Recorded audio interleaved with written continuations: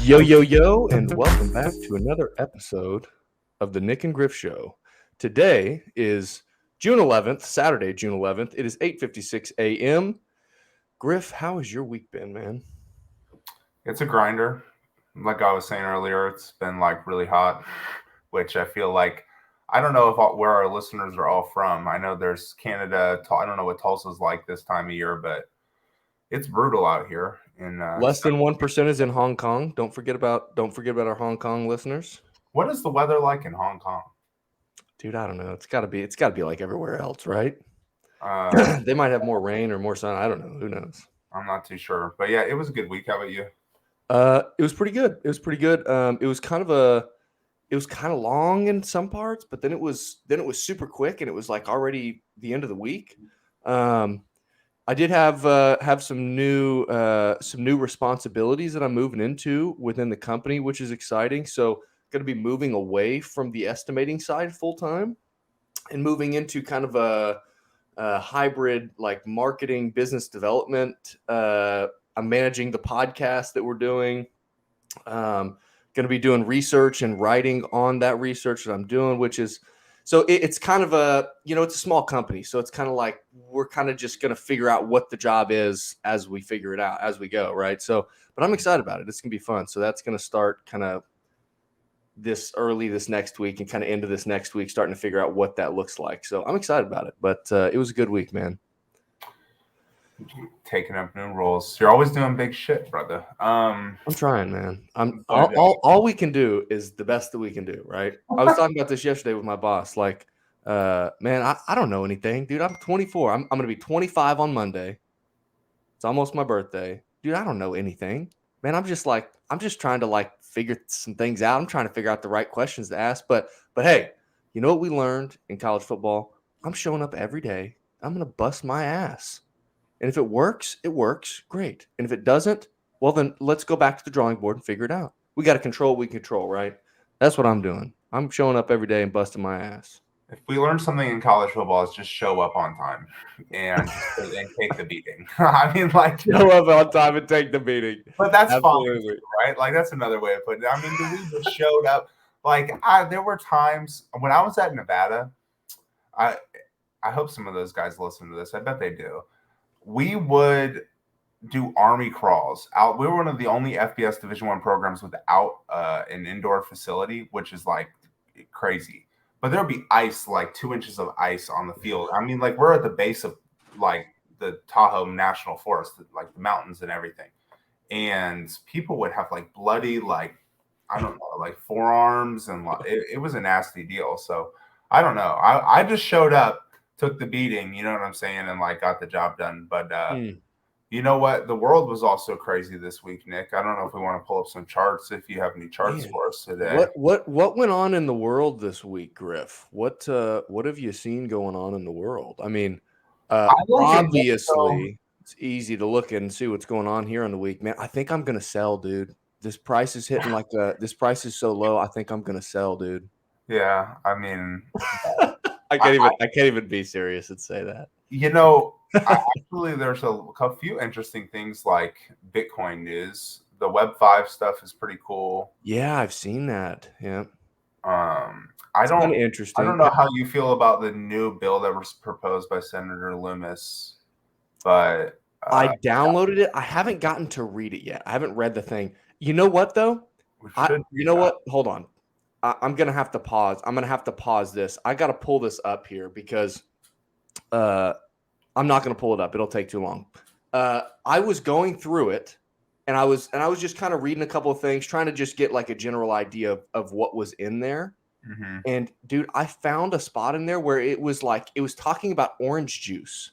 It talked about orange juice and I saw it and I was like, she was talking about like the energy aspect of it, I believe. Was it? Because and that's because I didn't read the whole thing, so I didn't have any context to what was being talked about. Yeah. And I read it, I was like, did I download the right thing? Did I get like some type of weird link or something? Yeah, I believe that's in relation to New York's stance against Bitcoin proof of work mining.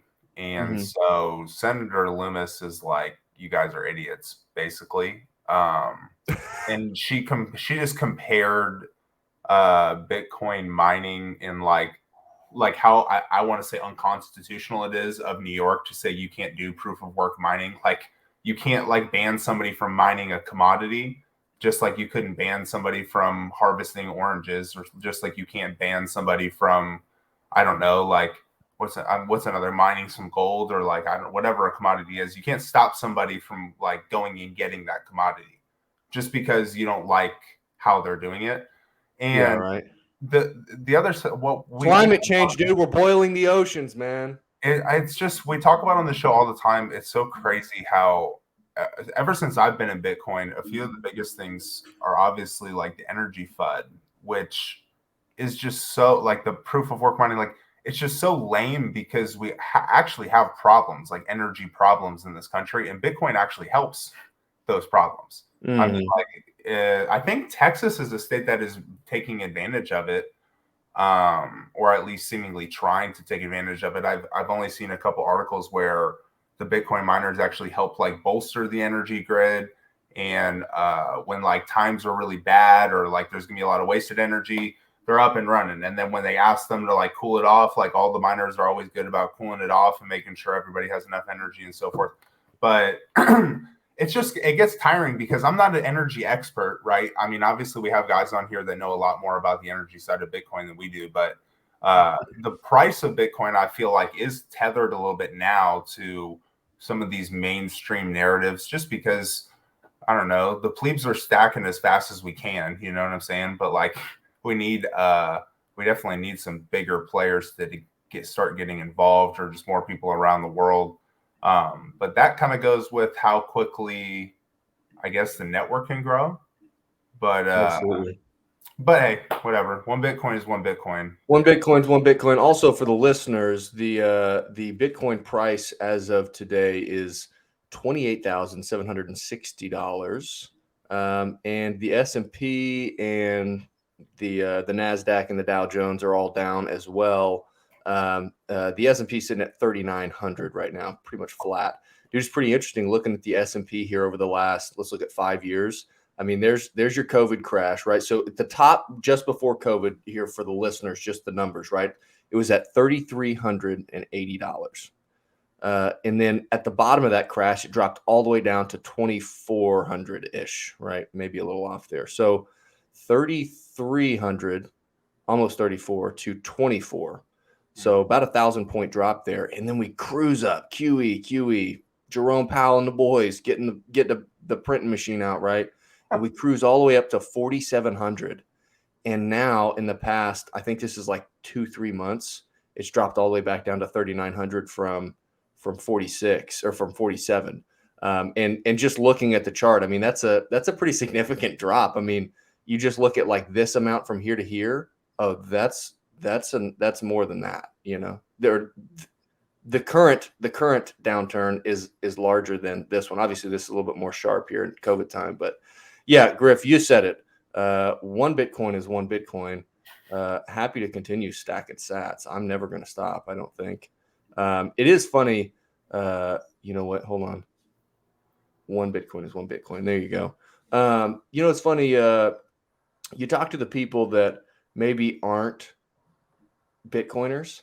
And, you know, we were talking earlier before we started the show, was getting our episode prepped that we're posting today with Connor Chepanik. Go check it out. It was a really fun episode to film, but talking about having conversations with people that aren't Bitcoiners.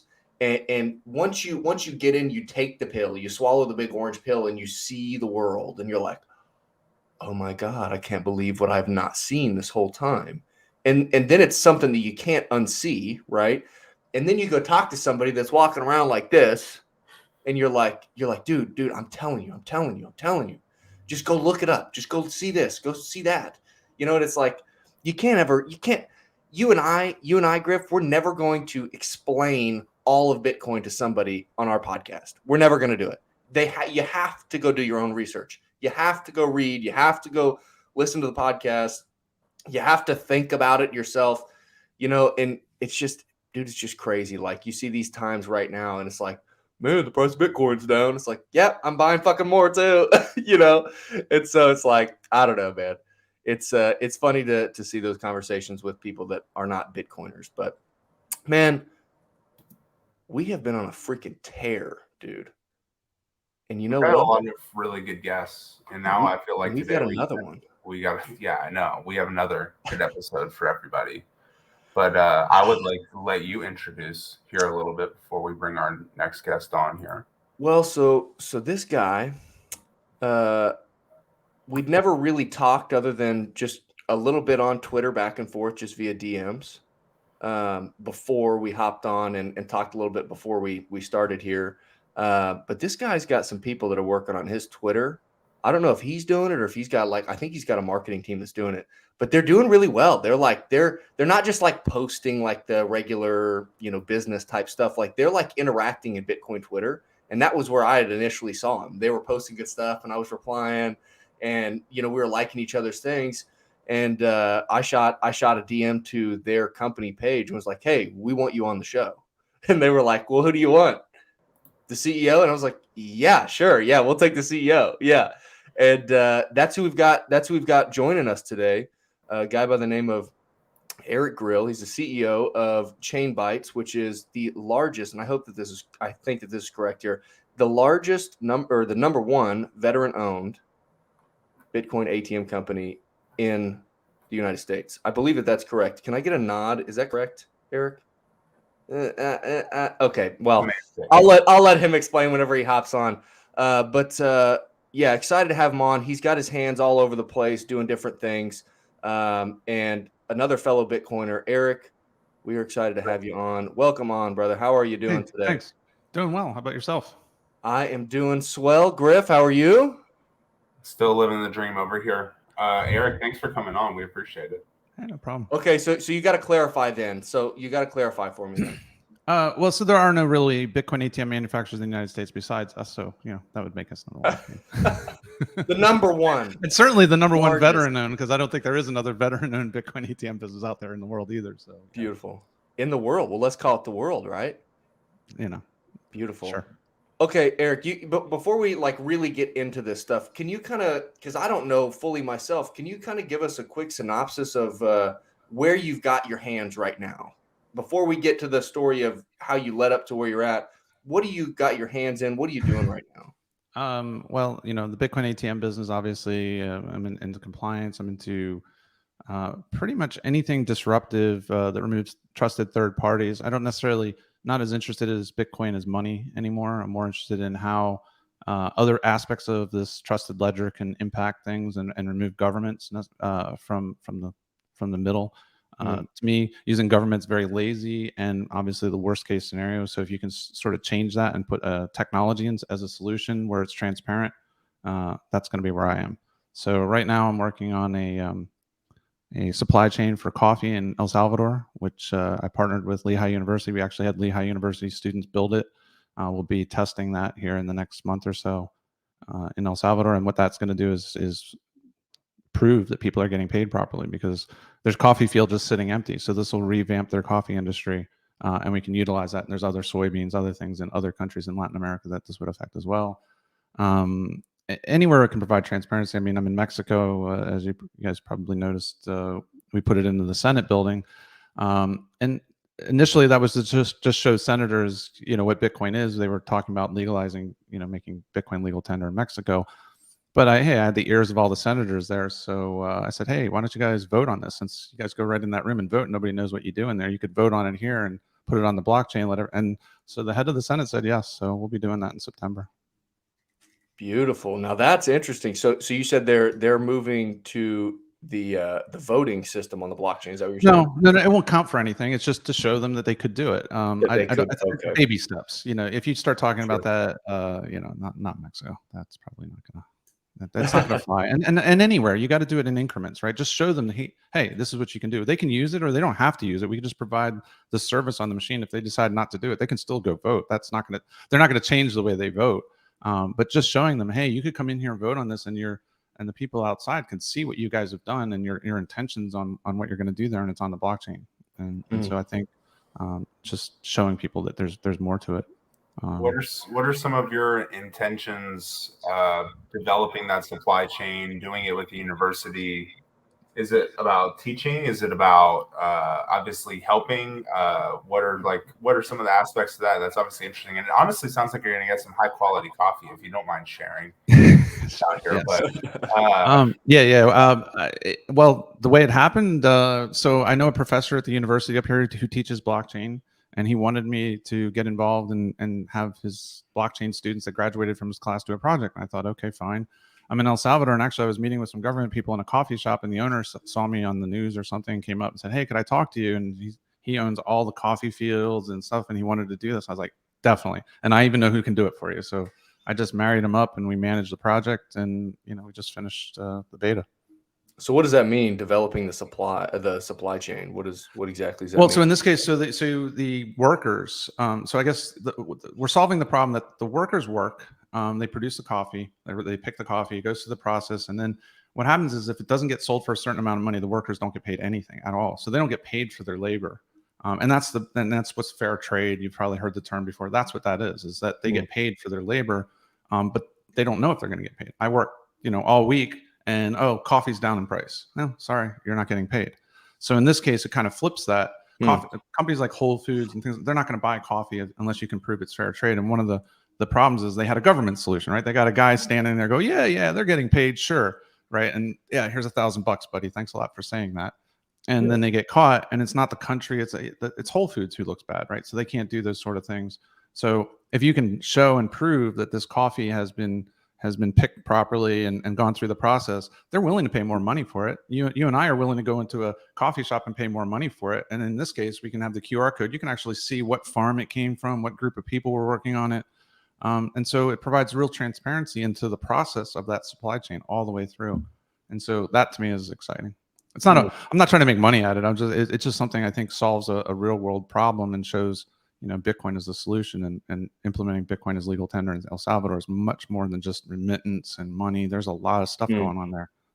How are that's kind of an interesting piece too, is obviously El Salvador moving to legal tender for Bitcoin as legal tender. Sorry. I mean, how are they operating where, let's say the banks got, not the bank, sorry. The government has a total amount of Bitcoin for the country, and then the people earn their Bitcoin through business, through however they're doing that. And they're operating, straight on a Bitcoin standard. Like if you've got 1 million sats, you've got 1 million sats. Or do you know how that things works? Are still, yeah. I'm down there all the time. So things are still denominated in US dollars. People, you don't flip overnight. Your labor is denominated in US dollars. You may get paid in Bitcoin, you may spend Bitcoin, but your labor is in dollars. Bitcoin moves too much for you to be priced in Bitcoins, right? We're not going to reprice things day by day. So you price something in that's more quote more stable. But dollars are and so that's it. And even here, inflation ruins that, right? Inflation changes, that devalues the dollar, and now all of a sudden the prices start moving. And once that happens, people they can no longer associate their labor with what that currency is, and that's a failed currency then, because that's the objective of a currency, is to be able to say, hey, I make $10 an hour. If I buy this $1,000 iPhone, that's 100 hours. People don't do that anymore. We've already gotten, everything's debt now. You just think, well, I got to pay $20 a month. Okay, well, it's $1,000. That's 100 hours. Are you going to work your car? You're working 2 years to pay for a car. Like, are you like? It's just insane. But anyway, yeah, that's interesting. But the banks are also holding Bitcoin. They have to settle in Bitcoin. The countries, the way central banks work in countries, they have to settle things. So if they're going to settle in Bitcoin, they're going to have to have it on their balance sheet. So you're going to see a lot of countries putting Bitcoin on their balance sheet when they want to utilize trade agreements between themselves on, maybe I can't get into all that, but you'll see more of that. Yeah. What's your thought on, you talked about kind of pricing things in something that's more stable, right? And I gotta imagine that you would agree that it's more stable because of the size, Oh yeah, it's the reserve currency of the world. Absolutely, yes. And that's why, forget euros, forget anything else. US dollar is the only thing going to survive in the next few years, if even that. But there has to be something that we can all agree upon that's not controlled by a government, that we can denominate our labor in. And if we can do that, then that provides real transparency. And whether Bitcoin's still going to be fluctuating, that'll be a solution. But we do need something stable that we can denominate it in real It well. seems like in not too many years, we're going to look back on state-controlled money and be like, how did that ever happen? Well, we didn't have a better solution, church right? and state, today Absolutely. is like, I say this all the time. I said we're separation of church and state and money and state. Once we remove money and state, I think a lot of things in the world are going to change. Wars will end. Why would we go to war? A lot of things change. And yeah, people will look back and like, what was wrong with those people? Why did they allow the government to just print their money, and you put $100,000 into a safe and they just took 80% of it, and they didn't even have to break into the safe? It's amazing. What a scam. That's wild. Okay, so you're obviously very fluent in what's going on in the Bitcoin space. You've got your hands all over the place. What how long have you been in this space? What led you into Bitcoin, and what was that experience like for you? Well, so I've been a software developer my whole life. Like when I was a kid, I was pulling apart computers, went in the Navy, had an aptitude for software development, got out, worked at Wall Street, worked in New York City, and had a consulting company that I was running. And one of my clients had me look at this thing called Bitcoin, and it was 2012. And I was like, it's some geek money. I don't know, like PayPal or whatever. I kind of dismissed it. I was like, no, we'll pay for it. We really want you to look at this thing. And it was one of the big prime brokers, actually. So I was like, okay. And 2 days later, I resigned. I was like, I'm not working here anymore. This is my future. This is all I ever want to do. It was immediate. When I read it was Andreas Antonopoulos. He said, read the white paper. And as soon as I read the white paper, I was like, bullshit. This is bullshit. I bought a bunch of miners. I'm like, I'm going to figure out how to fuck up this system. And, wow. That's interesting. Then I realized this is it. And so a couple of days later, I was done. I was like, this is all I'm ever going to do for the rest of my life. And so I built all sorts of stuff on top of it, and, forking it and doing crazy stuff with it just to play around with it. That's interesting.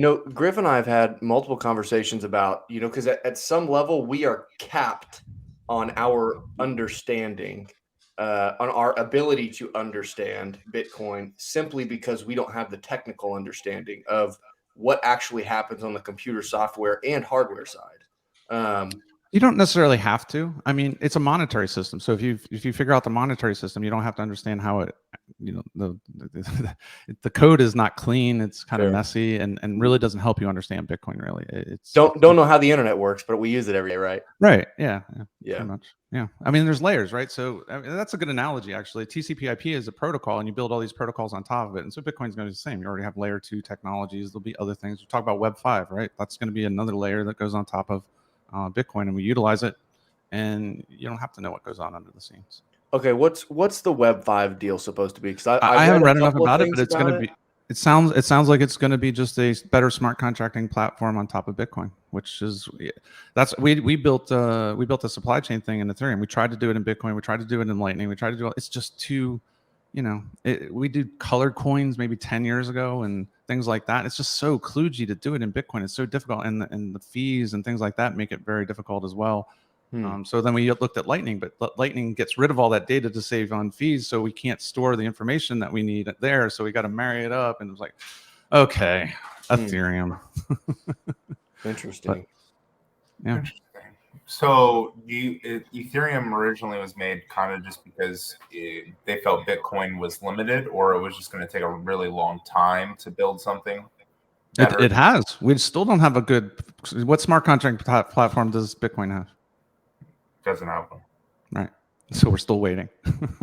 So, hey, Jack Dorsey and these guys want to do Web 5 and build on top of Bitcoin and pay. Great. Somebody needs to do it, because everyone, the money incentive was to build new coins and new blockchains and things like that, rather than building on a Bitcoin. How do you make money building that on top of Bitcoin? Yeah, it's kind of like the opposite, because Web 5 is trying to give people basically their digital identity back. But that's all these tech platforms make their money on, is your digital identity, whether it's your content or your data. They're making ad money on your content. And then obviously they're kind of the Dana White of the situation to give it I feel like a good sports comparison, because Dana White, obviously he controls everything that goes on with his fighters. All these, Twitter, YouTube, Instagram, I mean, build decentralized systems. These old systems that are centralized and censored and everything else. Everyone's so excited that they're not going to censor you. Screw that. They shouldn't be able to censor you. You should have a system that allows you to say and do whatever you want to do without somebody, saying otherwise. So there are a couple of projects. For somebody that doesn't know what a smart contract is, what exactly is a smart contract? It's just simply a layer that allows you to execute code on the blockchain rather than executing it locally and signing it. It's just a way to communicate. So in the case of Ethereum, it's Solidity, which is basically JavaScript, and you write some code and present yourself as an API, and then people can interact with it. They can do things on it, and then it gets validated on the blockchain. So that the transaction, or that the contract, I guess. I don't like the term contract. It's just code. They call it contracts because I guess that's what we're mostly going to utilize it for. But it's just code that can be executed on the blockchain. And so, because whenever I think of contract, I think of enforcing an agreement between two right, and you can use the code to do that. And I guess that's why you call it that. And so really the only difference between Solidity and JavaScript is JavaScript has objects and Solidity has contracts. So the base layer of Ethereum is contract. So of course the term is going to be utilized. It's misleading because again, people think it's always just some legal thing between two people. It doesn't have to be. It can be a lot of use video games. Lots of different things can be built on top of it. So how would that work? Because I'm not really familiar or don't understand. Like how do you utilize smart contracts to build to put a video game on it or a Web5 platform? How does that work? So you have your front end layer that's able to communicate with the blockchain, and simply there's APIs, just like you have normal APIs that are centralized. What's an API? An application programmer interface. So a way of an agreement. So if I present to you get orders, right, and you send me an order number, I'm agreeing that I'm going to return back to you all the orders that match that order number. Okay. So that's okay. Yeah. You can call that a contract, but that's really just an agreement. So you call that API, it queries it, it comes back, and I give you the information that you want. Same thing as you want to write to the blockchain. So now you call it up, you sign it, you pay your gas fee, and you present to that contract, and it takes that and it says okay, and it executes the code. So it's both ways. It's reading and writing. Do you think the version of, or put it this way, Web5 internet is a more robust, like, are we going to get better products? Are we going to get more content? Are we going to get, I don't know. I would imagine so. I mean, again, I don't know if I haven't read enough about it. I haven't really seen any specifics on it. I haven't gotten into it. It's still early. Not even just Web5, just like a decentralized internet per se, to where if you want to produce or you want to do something different with your Twitter page, and you can get people right to it, and you can get paid right then and there. You don't have to go through anybody else. Do you think that's Float's already doing that? So there's already a Twitter replacement of Float, and it's decentralized and uncensored, and so they're already building that. What is it called? Float, FLOTE, and there's a few others I can't recall what they are offhand, but I know those guys. So it's interesting. Let's shift gears a little bit. I'd like to hear a little bit about ChainBytes. So you got, I mean, I won't even make any assumptions. What's your business model? What is your business?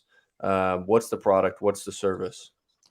Well, it started off as software. I wanted to build software for lots of different things. I guess this goes back to 2012. When that company had me look at it and I got into this, I didn't intend on building Bitcoin ATMs. I was thought, we can build insurance derivatives, all these stupid things we were building in Bloomberg and, the exotics and all this stuff we could build. And then I went to my first conference and realized, holy shit, nobody's building anything here. This is all pie in the sky. Nobody's doing anything. And so I just said, okay, let's build the shovels and forks, the infrastructure. So how do we get from this old financial system to the new financials? We need to build bridges and make it very easy for people to get over there.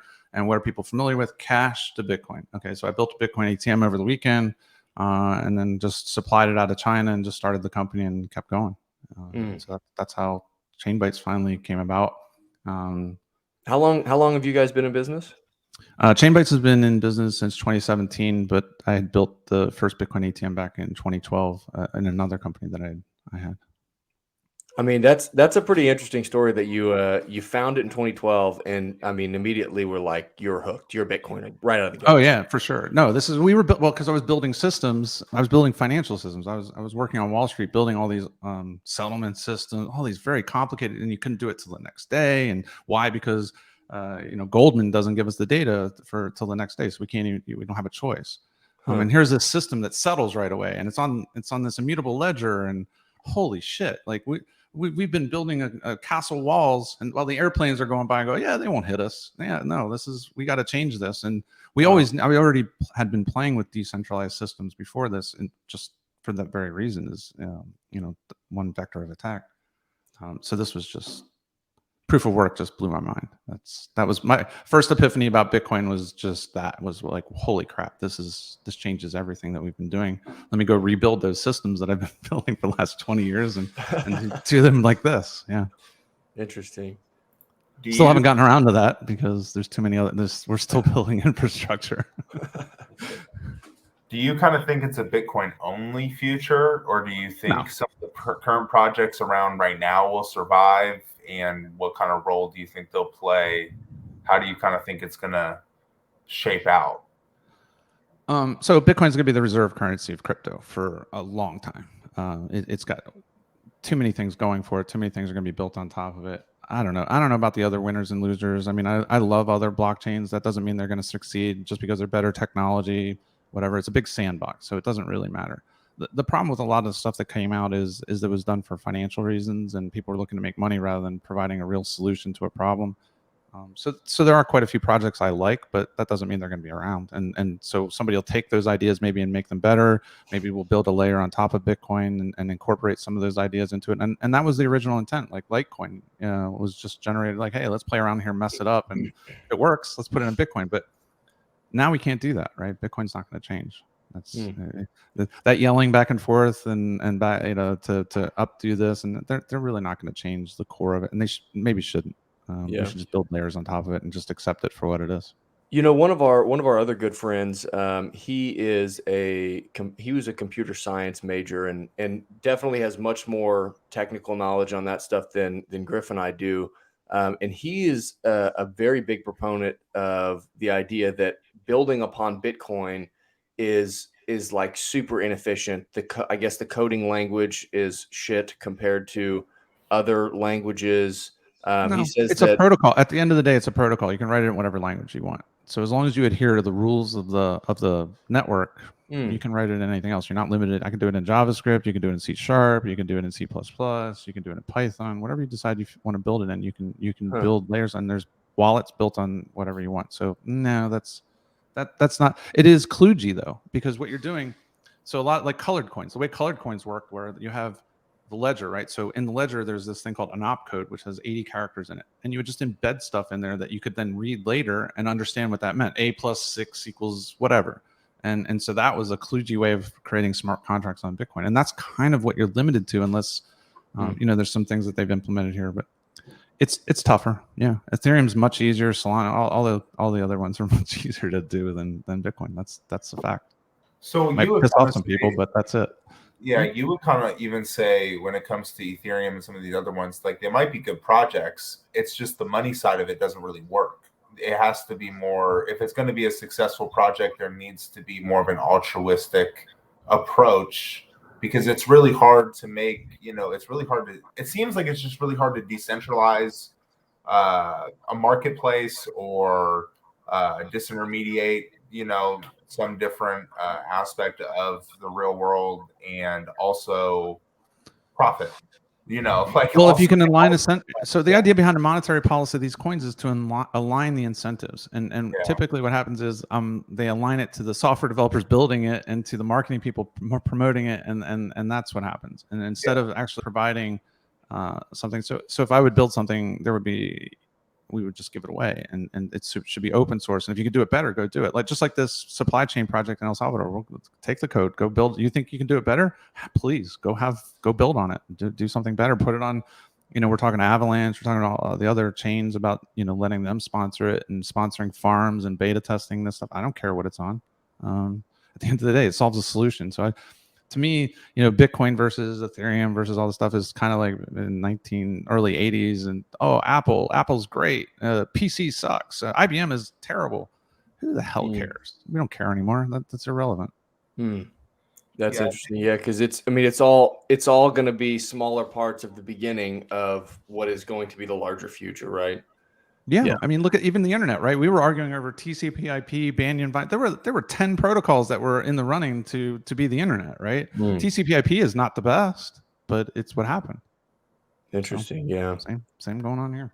So for you, I know that I looked up and watched a few videos and just kind of just read some basic stuff about your Bitcoin ATMs, and it looks pretty simple. You click buy Bitcoin, shoot your cash in, scan your ID, or not your ID, like your could be. It depends on how much you do and what jurisdiction you're located in. You may have to scan okay. ID. So that's what I was kind of getting to, was like, is it KYC? Yep.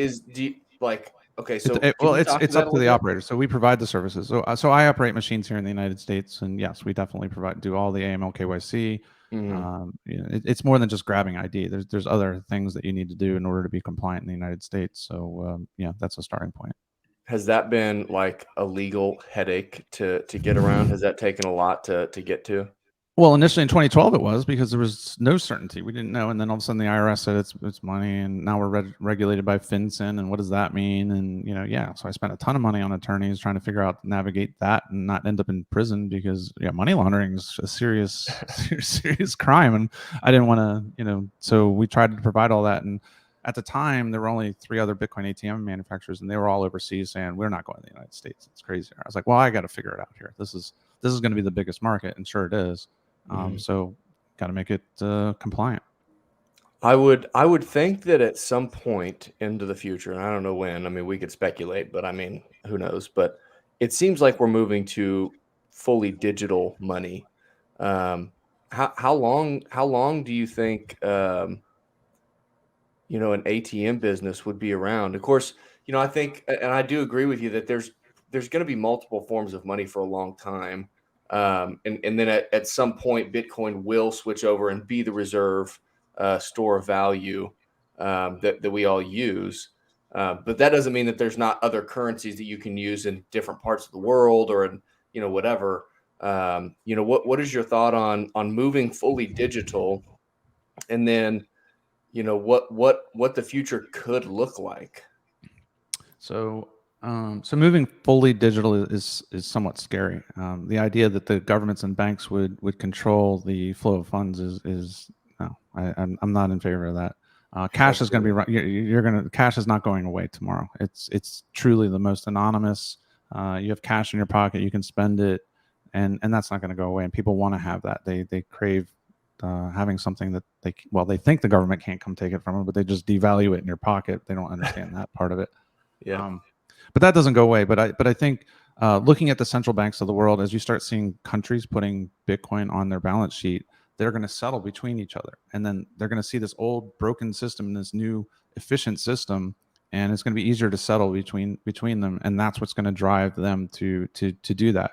So then you'll start seeing different asset classes get created on top of this between countries, between large companies, and that's when we've won, right? Because now things are we've weaponized currency. The United States is not just the United States. The currencies around the world are weaponized, right? We provide sanctions. What does sanctions mean? You can't participate. Okay. How do you enforce that? Okay, with a gun. And so in this case, we take that out of the equation. Anybody can participate in Bitcoin, and nobody can turn you off as long as you adhere to the rules. And I think that's important. And I think that certainly undermines the idea of sanctions and the way countries work today, but I think for the better. Not to backtrack here a little bit. So Bitcoin, and you compared it to TCP/IP. Is there more to the story about TCP/IP? Why was it picked? Is it just easier? Was it more? Somewhat. It was easier, and we thought more decentralized. Really, you as you can see, a router can go down, it can reroute it, whereas like Token Ring or Banyan Vine, you have to register with the central server, and it was very centralized. So it was probably one of the more decentralized protocols at the time, it really sucks. But we're all used to it now, so we don't know any better. But yeah. How many layers are built upon that base layer? I don't know. Like, I mean, like thousands or TCP/IP, HTTP, HTML, CS. How many layers? I don't know how many layers you want to go down. You just build on top of it, and that's how Bitcoin's going to be. We're just working on layer 2 right now. Bitcoin's going to have the same sort of mechanisms built on top of it. It doesn't happen overnight. The internet's been around a long time. We've been building these systems, but Bitcoin adoption is far surpassing the adoption of the internet, the early days. So, do you think Bitcoin? You said you'd kind of, at this point, for your own focus, you said you've kind of moved away from Bitcoin, the money aspect, and more so how it can impact other areas. Do you think that Bitcoin can impact other areas and also not be a money? It's to me, I see Bitcoin, the byproduct of Bitcoin is money, right? It has a value, makes it money, it makes it the best money we've ever seen. So yeah, you could look at it as money and simply treat it as money, and certainly better than anything else going on out there. But we know the supply. So the supply is fixed. We know what that's happening. So it's about demand. So if you build other applications and other real world things on top of that, you're creating demand. And so that drives up the price. Absolutely, yeah. The problem is it's an immature market, and the fluctuations of Bitcoin scare a lot of people, and it should. Most people can't afford to lose. In El Salvador is a good example, right? When they got paid in Bitcoin and it wasn't denominated in dollars, and then Bitcoin goes down, they can't pay the rent, they can't eat, and that's not everybody appreciates that, but they do. So they don't want to take Bitcoin again because they cannot take the risk. To them, it's too much of a gamble. So they need something. Stable coin is fine. Something that's not going to move, and they go buy bread. And they can't afford it now because they waited and they didn't get paid on time. Wow. What's the effect in El Salvador when it's obviously it's a dollar? It's like, what is that called? Actually, I know there's no, it's a dollar. They use the U.S. dollar. Yeah, they don't have their own native currency. They have their, they have the dollars. But it's you see them somewhere. But does inflation impact them disproportionately compared to us? I mean, because maybe not El Salvador, but yeah, countries that use the U.S. dollar, yes. When we sneeze, they get the flu right away, and so you see you think inflation's bad here. They not only have to have to buy the product, then the country has to settle with the United States, and by the time it gets settled, I mean, if anybody really thinks that we're under 10% inflation, I don't know. I mean, I don't know what to tell you. That's not what's going on. What do you think that number's closer to? 15, 20? 20, yeah. Wow. Yeah, I mean, here, so I'll give you an example. The house that I'm living in, the house that I bought here, I went to get it appraised, and the feds changed the rules on appraisals because they knew that inflation was going to drive up the housing tremendously. So what they said is nothing underground counts, nothing above ground, nothing in an attic counts anymore. So they literally cut in half of the home's square footage that you're allowed to use in order to get a mortgage under Fannie and Freddie. So that's how they're monkeying with the numbers and on that front, and they're doing it across the board to hide the true inflation. And so if they're doing it there, I mean, it's I don't know. I don't watch TV. I don't listen to it. It's like, yeah, 8%, right? Go to the store, buy milk, go buy something and tell me that it's 10%. Inflation is almost impossible to really track because it's relative to everybody anyway. So it's like, and it's lagging, and it lags. You don't really know that number, neither do they. But I can tell you when you print $1 trillion, that's inflation. You don't have to know. And that's the problem. It's a distraction, right? We pay attention to the cost of goods and we use that to determine inflation. No. It's the supply of money. And that's what you should be paying attention to. And nobody understands that. And that's the real issue. So they focus on, gas is going up. And then, you get a little relief. It went down $2. And now everybody's content. They made them happy. Well, and doesn't it kind of make it, I mean, and this is kind of what I think about with Bitcoin. I think what's going on in America, is why Bitcoin is so great for the future. Because if you think about it, we are building a country on the internet through Bitcoin in a way. We're building this fantastically big network that we really don't even know what this network is truly going to do. Obviously, everybody's very enamored with the money side of it, but like with what you guys are doing in El Salvador, I mean, with what's going on in what was that video that we retweeted in like Central Africa? I mean, like actually creating marketplaces everywhere. It's a network, and it's a network with a fixed like money supply, which basically means it's a country with a government that will never debase itself. And obviously, like there's other altcoins, like you're saying, that do things better than Bitcoin. Like that's not really like in quite like every Bitcoiner is like it does things that are better, but it's hard to really see a huge future with some of them because it's like you got to get that. I think you got to get that first piece right when it comes to like the supply aspect of it, because it needs to be more about the network and building it and like getting into it depends on the utility. Like the problem with the real issue with Ethereum is as the price goes up, it makes it useless. And so if your incentive is that the price goes up and you can't make transactions anymore, that's probably there's a mismatch there, right? Yeah. And so how do you solve that problem? What do you mean by that? What do you mean by that? If the price goes up, it's useless. What do you mean? Gas prices go up.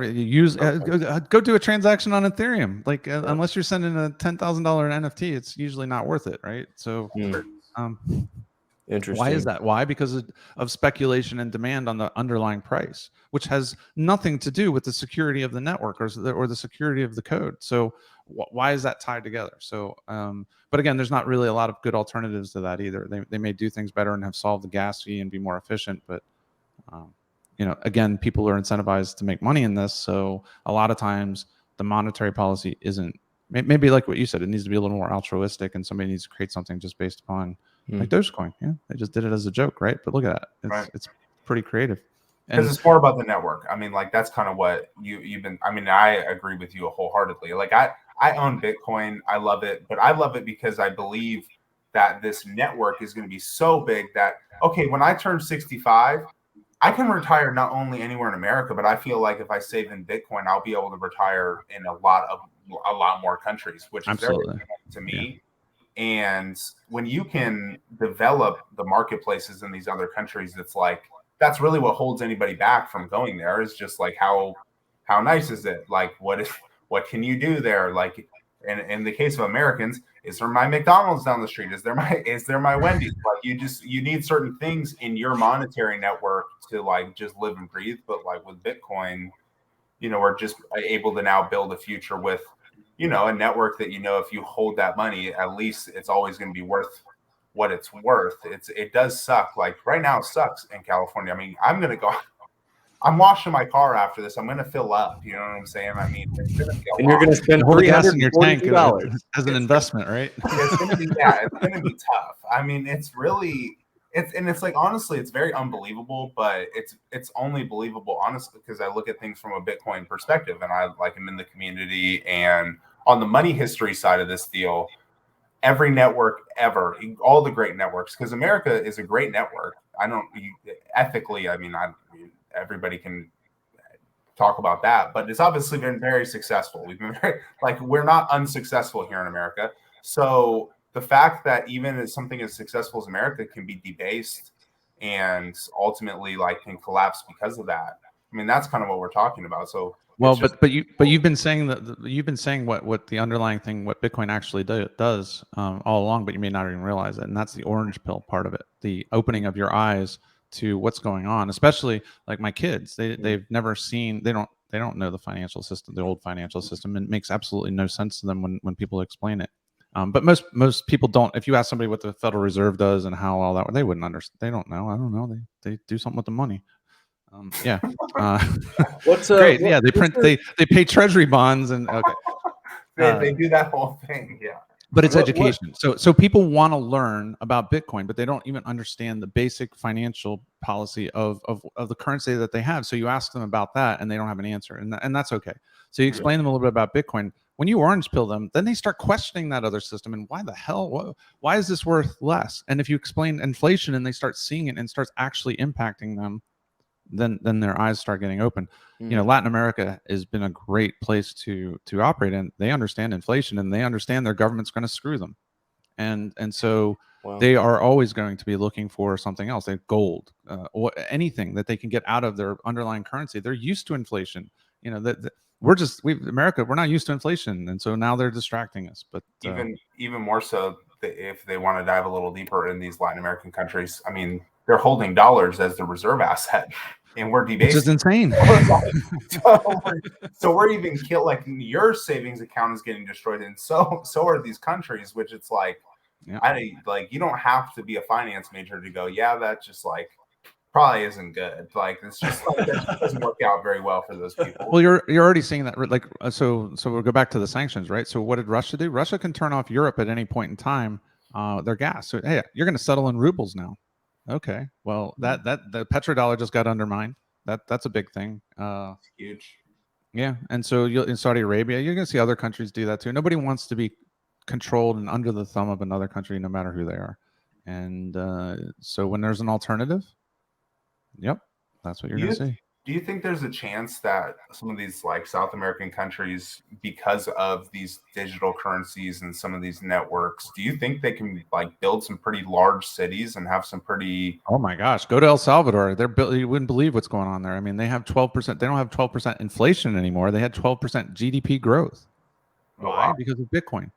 Not because of Bitcoin on their balance sheet, but because of investors and people like me coming down there and building offices, hotels. We're doing a project with a infrastructure casino development and all. Yeah. Yep. And tokenizing all of this stuff. Obviously, it's all Bitcoin based, and it's a lot of Bitcoin people in there. It's which is so it's easy to do.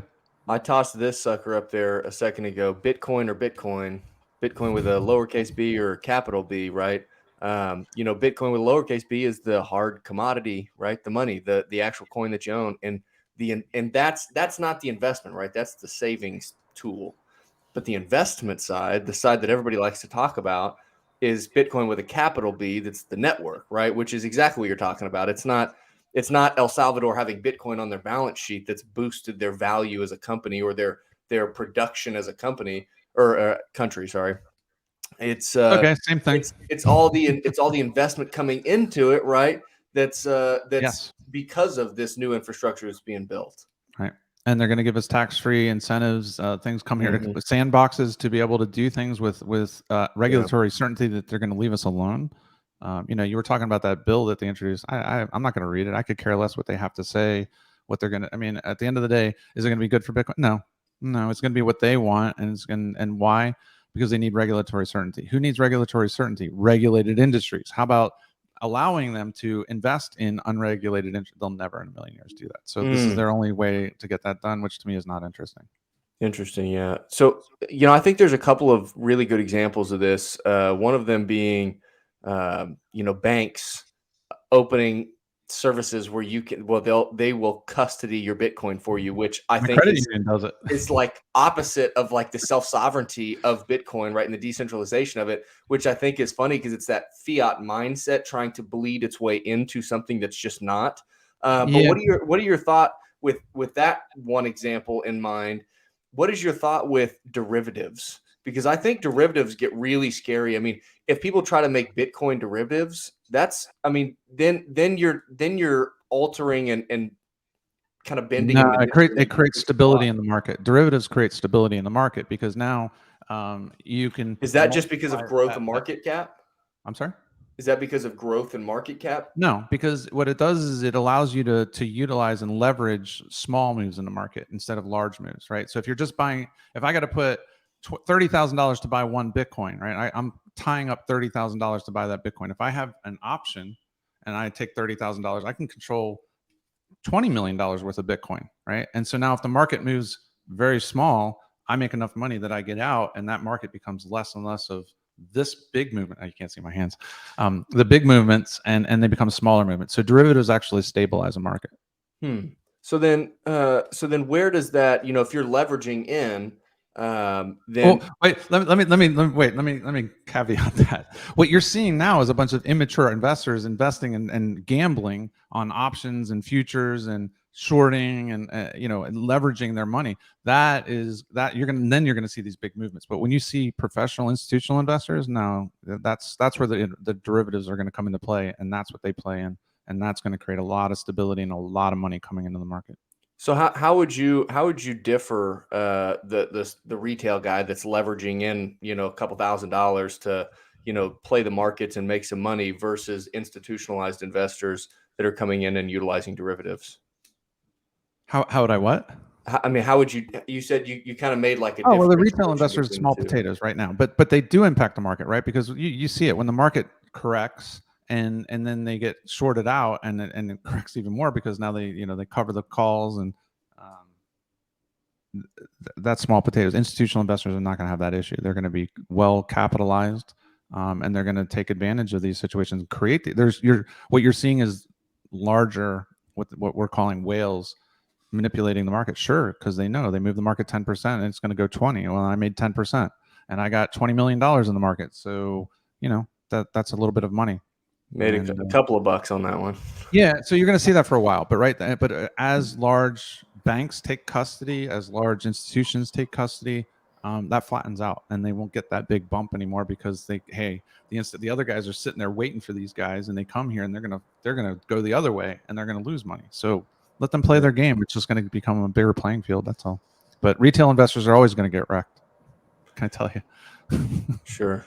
Another ChainBytes question. So if are you guys primarily selling ATMs to individuals that are using them as businesses, more on an economies of scale side, where you're selling multiple units at a time, or Yeah, we don't sell one-off units anymore. We found one-off people. They take up all the time. They don't do a good job of anything. They don't treat it as a business.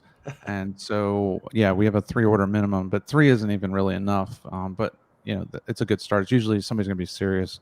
Once they hit 5-10 machines, absolutely, those guys are making money and able to. What is the cost on the buyer's side for if it's 3 minimum? What's the number on that, or is it variable? For the machines, Yeah. so like 6,000 machines, like 18 to 20,000 to get started, maybe 30,000. You're going to need some money for their float. You're going to need compliance costs and things like that to get started. So roughly 30. You guys have a software as well, right? That operates all that stuff. Yeah, and that's really what we do, right? The hardware is a commodity. We can operate on anybody's hardware. We've ported this over to other hardware, Gen Megas and Korean, American-made kiosks. We source them out of China simply because the quality and the costs are lower. But there's supply chain issues. We started manufacturing in El Salvador. Actually, I have a factory down there that we started manufacturing, but the supply chain was so broken that we couldn't even get basic equipment. We ended up ordering it from China, which we were trying to solve the China problem. That didn't help. But yeah, there's a cost to get involved in it. But it's a good money making business. I mean, you can't do anything worth doing without a cost to it, right? I mean, that's the proof of work, right? Yeah. How does the fee structure work on the actual ATMs themselves? Because you guys are I assume making money on those transactions, and then the owner of the actual units, they're also making money on those transactions. What does that break? So I'm both. So I also operate machines. I have operational companies as well. But ChainBytes takes 1% of all the transactions that occur, and operators charge 12% to 30%. It really depends on where they are, the demand, and what's going on. Yeah. Wow. So I mean, you could look at. I mean, you're looking at like 31% top mark. I mean, so you put $100 in, and you're getting $69 in Bitcoin. There are some operators, and again, these are usually the one-off guys that we sold to, and they're just like, and they may get one order a month or something. Like, who the hell?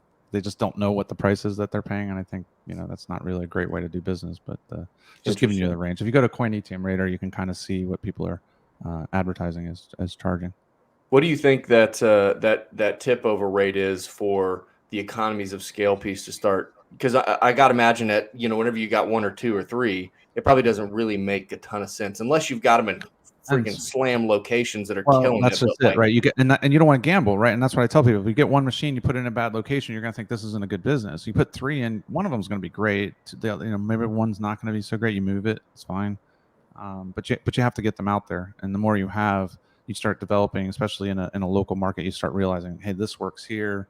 We have them in gun shops, we have them in gas stations, we have them literally laundry. Do you guys have them in college areas? Oh yeah, yep, definitely. Yeah. Although I'll tell you, the college students, they really need it, huh? Not as much. Because they have it on their phone. They're just like, no, I'll just You know, like I can just buy it on my phone kind of deal. Sometimes, but then because they don't deal in cash, right? Kids aren't using cash. It's mostly older people that have cash and have dealt with cash and feel comfortable using the machines and using cash. Young people are never going to use cash. They're just going to. Well, and as Griff and I have discussed on the show a couple of times, I know that our time preference was through the roof whenever we were in college. It was like we're spending money as soon as we make it. You know, as soon as we get Well, it. that's true, right? Yeah, most college students are not looking to save money in investments, so they might not be buying it for good reasons. For sure. No, they never really are. But it's just it is interesting. Do you think there's anywhere else you can go with Bitcoin ATMs? Kind of like, is there potential to like throw a node on there and like have that also be like how they operate all their transactions in a store or anything like that? Or is it always just kind of be an ATM, like let it go? No, I mean we have other things on there. Check cashing businesses can go on there. So we did voting. We did a wedding on the block on our machine. So we had we did the first blockchain wedding in Disney in 2012. I think it was 2013. Jeffrey Tucker officiated it. And David Madras and Joyce Madras got married, and they put their wedding vows onto the blockchain with a private key on the machine, and we did that. And I was like, okay, so why do you need to go get permission to get married? Why do you need a permit? Why do you need to go put it in some ledger at a courthouse somewhere? Do it on the blockchain, or don't. Interesting. I don't care. Okay, no, that's a good point. That is well. So we got wedding magazines to come out, and Disney really didn't understand what we're doing, but they catered, gave us a cake and stuff like that, and we got a lot of press for it because it was like, what the hell? Even Bitcoiners were like, what? Wedding? Huh? That doesn't make any sense. And there's like, that's what keep learning about Bitcoin and you'll realize what the hell we're actually doing here. What chain did you have to use for that? Bitcoin. We use Bitcoin. Oh, so how? Interesting. So you just signed on the private keys. So it wasn't a contract. It was just they put the wedding, that opcode, that 80 characters I told you about. You just put it in there. So boom. So he signed it. She signed it. It got multi-sig, went on the blockchain as a ledger entry. Is it like a fork to the ledger in a sense? Because it's no. Every transaction in there, you can put data in opcode. So you bloat it. You have to pay for the fee because now your transaction's bigger, but you can embed data inside of there. So then, does that serve the purpose to say, "Hey, look, we got married. It's verified here in the blockchain. Yes. This is where we both signed." Yes. Okay. So that makes. I mean. So what do you and the best part is everybody can scan the QR code and send them gifts, right? Because now they each own the wallet. Oh, okay. Now it's kind of getting interesting. So this is 2012, so we didn't really have a lot of options. There wasn't a lot of was Ethereum even there? I don't even think it wasn't even an option. The Bitcoin, of course we were going to do it on Bitcoin. We had to just figure out how to do it. So then it seems like, moving forward into the future, there could be centralized blockchains for things like voting and whatever those things. Well, it doesn't have to be centralized. Centralized, but like if we're going to utilize blockchain technology for voting, right, for a presidential election for the United States, for example. Yeah, so I guess that doesn't. You need to trust. You sort of need to trust. Well, the network itself would be decentralized, but what you need is an authority, so to speak, that would say this person's allowed to vote, this person's allowed to vote, or you have something like the way distributed autonomous organizations are being created, that you own a part of your country or your company, and because of that, you're able to vote, right? So go back to the days in the United States where you had to be a landowner in order to vote. Everybody should be able to vote. How do you do that? Well, we don't do such a great job of it today. I'm sure there's voter fraud and there's all sorts of stuff going on because it's just based on this card that you say, hey, or not even. I guess they're arguing about that too. But so this is certainly a better solution. And so you see some of this experimenting, and there's some projects in Tampa that they're doing that in Florida, where we'll see. Beautiful. I'm not really too into the voting for a government part of it because I want to replace the trusted third parties in there, not nominate new ones, and sure. Certainly senators and people like that are Bitcoin friendly I would support, but not. True. Griff, do you have any final thoughts? No, I feel like I could go for like 3 hours if I'm being honest. But no, that's kind of the beauty of it, right? And I think at some point we're at a point where we got to have people on multiple times because we just can't get into everything, in such a short amount of time. I know that we're touching just over an hour here. But Eric, it's been a pleasure to have you on, man. It's been an interesting conversation. Definitely some things that I've not really thought and talked about before. So definitely was some fun insight there. I enjoyed it a ton. Great. Yeah. Where can people get in touch with you guys? I know ChainBytes.com is your website for ChainBytes, the company. We've got your Twitter handle down here at Eric Grill, spelled exactly how it sounds, which is very simple, right? Gotta love getting that, right? But where can people find you if they want to get in touch? That's the best way. Twitter is honestly the best way. Just reach out to me on Twitter. My DMs are open. I do respond and talk to people. As you can tell, I talk to people all the time on there, and I enjoy it. I run a lot of the meetups. I do a lot of speaking and advocating and trying to get people to orange pill. I guess, yeah, that's what. Good stuff. Yeah. Well, Eric, we appreciate you hopping on with us, Thank and we will see you again. I'm sure sometime soon, and we'll definitely be seeing you on Twitter. Awesome. Well, thanks, guys. You have a great one. You too. See you, Eric. Yeah. Yet another guest that makes me feel like I'm not doing enough. Dude, I mean that's the common thread, right? Is like we just bring people on that know more about certain things than we do, and then we get to broaden our own perspectives, and then we're like, oh, okay, so I need to look more into this thing. Or yeah, man, dude, we've been on a tear with these guests. I'm excited about it, man. That was another good one. I always say, like, that was our best one, I guess, after all of them, but I feel like that was now our best one, just because all of our other guests are obviously doing a lot of really, really, really cool things. Never mistake what they're doing, but he's really taking Bitcoin to the real world. Yeah, well, it's to Brian Harrington's point, right? It's not about being in the Bitcoin industry. It's about bringing Bitcoin to your industry, right? And it's I think Eric is for sure doing that in several different realms, right? I mean, he's really, and you could hear him say it. I mean, like the voting aspect of it, it's cool, but like, why are we trying to elect more third parties that we have to trust for things that we really don't want to trust? I mean, it's about trustless open source protocols kind of like taking over all of that, so it's really interesting to talk to him, and I just feel like I learned a crap ton. I have so many buzzwords. I'm always now over here on our Google Sheets page. I wrote down a lot. I got good notes. You know what I'm saying? I stole a lot from that podcast, which is, I think, personally, to all of our listeners, we're floating around like 70 to 100 like a week now. Like, people are tuning in quite a bit. We're getting up there. Yeah, we're growing slowly and steadily. Dude, we haven't marketed at all. We haven't other than just like on our personal Twitter pages. I just feel like I'm cheating because I get to learn something new every Saturday. So it's kind of nice. But anywho, it was an awesome podcast, and I'll let you. Hey, that was also episode number 30. Oh, nice. So we are officially at 30 episodes filmed as of today. So that's exciting. I'm excited to continue pushing out good content. Excited to continue learning from new people. Dude, I feel like so excited here in the next couple of weeks when we finish up with all of the guests that we've had scheduled over the past several weeks, so that you and I can kind of slow down and just hop on here and just let's just like do like some brain dumps, and just drop everything on the table that we've learned over the past several, couple of months now at this point. I'm excited about that. But man, another good one, brother. I'm excited to be on here with you every Saturday morning. You people that are listening, if you want to get in contact with us, come hit us on Twitter right down here. It is at Nyc and Griff Show. Nyc is spelled a little different. It's at NYC, just like New York City, and spelled out A-N-D. Griff is Griff with 2 Fs, and show at Nyc and Griff Show on Twitter. Come hit us in the DMs. We love talking with people, and we will see you next time. Peace.